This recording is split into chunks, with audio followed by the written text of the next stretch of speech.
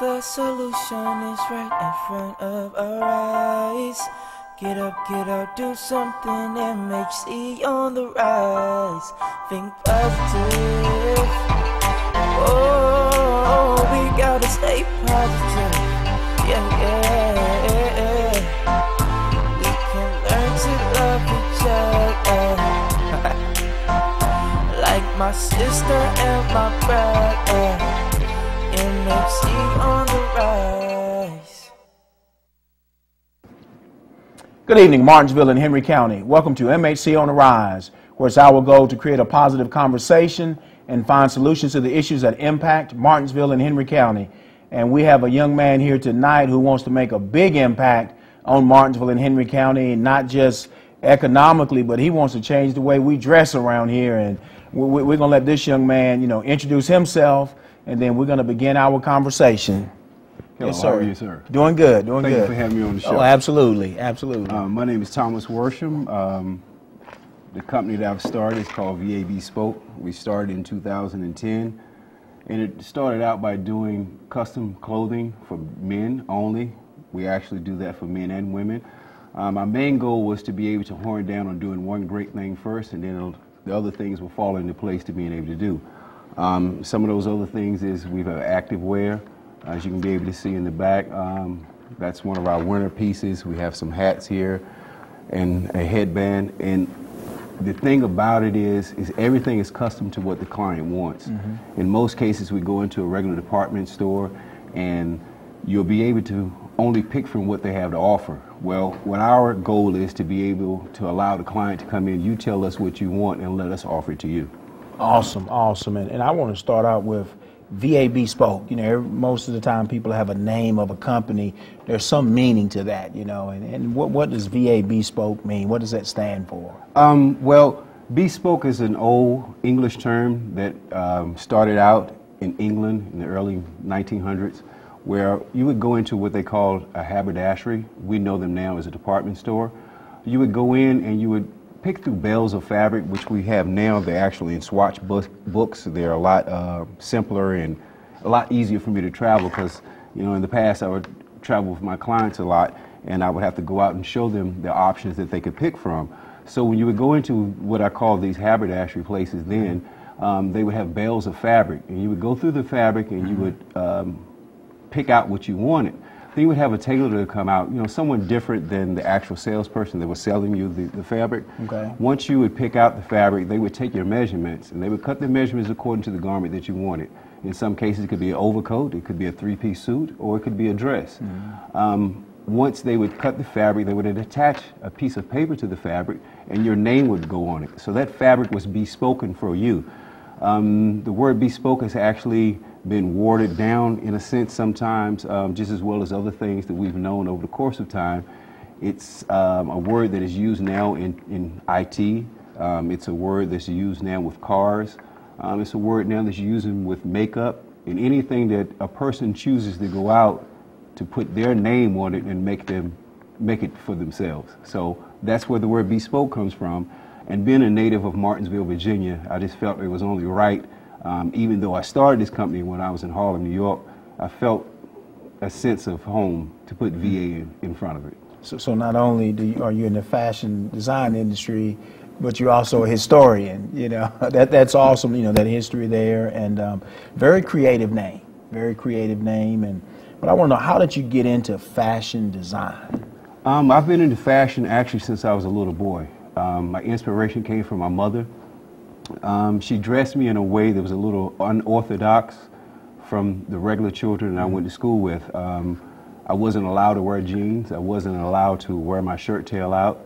I always left this house with a scarf and a hat on during the winter months. Sometimes I didn't like the hat, and I've come to like it now, which I actually sell that hat. It's called an Applejack.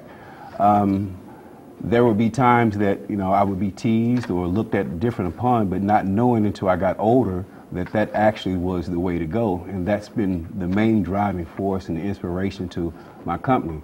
I worked off Wall Street for about 13 years after getting laid off.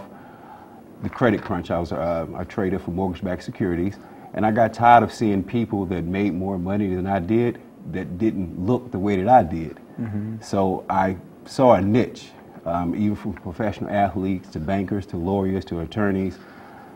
You only live once, so take care of yourself. So that was one of the main goals and driving forces to say, hey, if you're going to spend this kind of money, make sure that you spend it to make sure that you look the way that you want to look. Awesome. And you mentioned athletes and lawyers, and tell us about some of those early clients that you had that you actually tailored for. Okay, the first one comes to mind. A lot of people know me and recognize me for is Ray Lewis, that used to play for the Baltimore Ravens. He's now ESPN commentator, future Hall of Famer. Made his clothes and dressed him for the last 4 years. Anything that you've seen him on television with, not only did I make it, but I also picked it out for him. So it's kind of like a two-headed monster where I'm a stylist as well as a designer. I've did some other guys in the NBA, Ronaldo Balkman, Ed Reed. The list could go on. Sometimes I've done more for one particular client versus the other one, but my brand is actually getting out there slowly but surely, and that's one of the reasons why coming back home and having an opportunity to have my own area to support me is even better. They always say if you can make it at home, you can make it anywhere. Absolutely. And that's what I'm starting to see now. Absolutely. You talk about a guy like Ray Lewis. I'm a huge sports fan. Ray Lewis is one of the greatest athletes. To suit up, one of the most intense athletes. What is it like, this fella wants you to style him and put him on TV looking good? Any pressure there? Absolutely. The pressure was being thrust out in the beginning to say, not only want to dress a guy that's going to walk down Wall Street or a guy that's going to go in the courtroom, I'm dressing a guy that's going to be on TV, that's going to be viewed by millions of people. Anytime they step out of the locker room, anytime they walk up to the mic, anytime they do something similar to what I'm doing tonight, they're always going to be looked at upon with a keen eye. So that's how I've always took my profession and my passion to say, hey, if you're going to put me on TV immediately, right out of the bat, hey, I got to make sure it's right. So that's what I've tried to do since 2010. God has blessed me with the opportunity to open up a store. It will coincide with the birthday of VA Bespoke as well as the grand opening. So. Awesome, and we'll talk about that store in a few minutes. But even yourself, you're dressed tonight, and I see you have your pink. And I'm not a fashion guy. I'm gonna say scarf. You probably have a very eloquent name for it. Yes, but talk about that a little bit. Talk about your dress a little bit. Well, in most cases, people would call it a handkerchief. Actually, a handkerchief is something that you would wear in your back pocket that you would use to give to a lady in need if she's crying, or if you have to blow your own nose. It was just an extra napkin or an additive to your dress. This is called a pocket square. It's mainly for the purpose of giving flair to what you have on, and I chose pink tonight because we are doing the month of breast cancer. Awesome, awesome. And and one thing that I know we're looking at right now, a lot of mentors. You ever thought about getting some of these young kids together and teach them about fashion? And when I came in, you took my time and said, look, brother, let me fix you up. So and some young guys could really benefit from something like that. Absolutely. I had a young gentleman that came in this past weekend from Oktoberfest. He was maybe 6, 7 years old, and he snugged me on my side and asked me, he said, do you have neckties for young guys?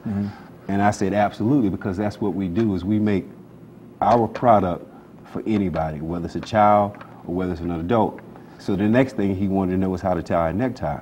So that's part of the ambiance that we've set in the store. We set it up as like what most people would call a living room, but we call it a parlor. We don't have plastic on the furniture like our old grandmothers would have to keep you from coming in. We want you to come in, whether you buy anything or not.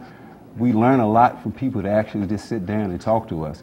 That helps to build a relationship with the consumer, with the community, and it also helps me to figure out what they want to be able to keep VA Bespoke as a driving force. Because not only do we want to be here this month, not only want to be here next year, we eventually want to be a household name. Awesome, and you're headed in that direction.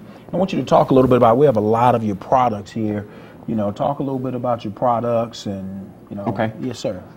This, again, is the bread and butter. This is what we started out by doing. Everything here is custom made. I'm not a person that likes to match. I know John Witherspoon used to say in one of his old movies he liked to coordinate. Well, I like to blend.